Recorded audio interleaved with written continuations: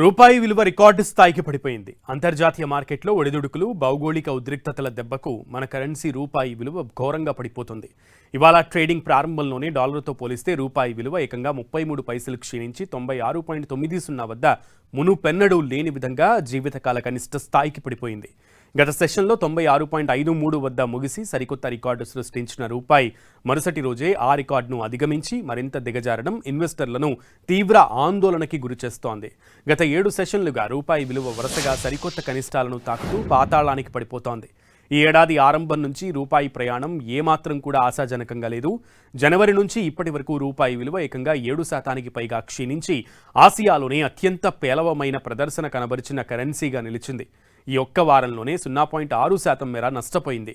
రూపాయి పతనానికి అంతర్జాతీయంగా ముడి చమురు ధరలు పెరగడం, గ్లోబల్ బాండ్ ఈల్డ్స్ భారీగా పెరగడం ప్రధాన కారణాలుగా కనిపిస్తున్నాయి.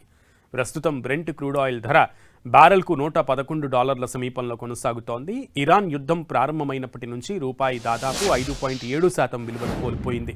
మరోవైపు అమెరికా బాండ్ల మార్కెట్లో వస్తున్న మార్పులు రూపాయిని కోలుకోలేని దెబ్బతీస్తున్నాయి. అమెరికా 10 ఏళ్ల ట్రెజరీ ఈల్డ్స్ 4.5% పైగా పెరగ్గా 30 ఏళ్ల ట్రెజరీ ఈల్డ్స్ 5.1% దాటాయి. అమెరికాలో ద్రవ్యోల్బణం ఇప్పుడిప్పుడే తగ్గేలా లేదని, దీనివల్ల యుఎస్ ఫెడరల్ రిజర్వ్ వడ్డీ రేట్లను మరింత పెంచే అవకాశం ఉందనే అంచనాలు గ్లోబల్ మార్కెట్లను కుదిపేస్తున్నాయి. అయితే అంతర్జాతీయంగా భౌగోళిక ఉద్రిక్తతలు తగ్గకపోతే రూపాయి మరింత పతనమయ్యే ప్రమాదం ఉందని మార్కెట్ నిపుణులు హెచ్చరిస్తున్నారు. చమురు ధరల భారం, అమెరికా వడ్డీ రేట్ల మార్పుల వల్ల డాలర్కు డిమాండ్ పెరిగి విదేశీ పెట్టుబడులు తరలిపోతుండటంతో రూపాయి విలువ దారుణంగా కుప్పకూలితోంది.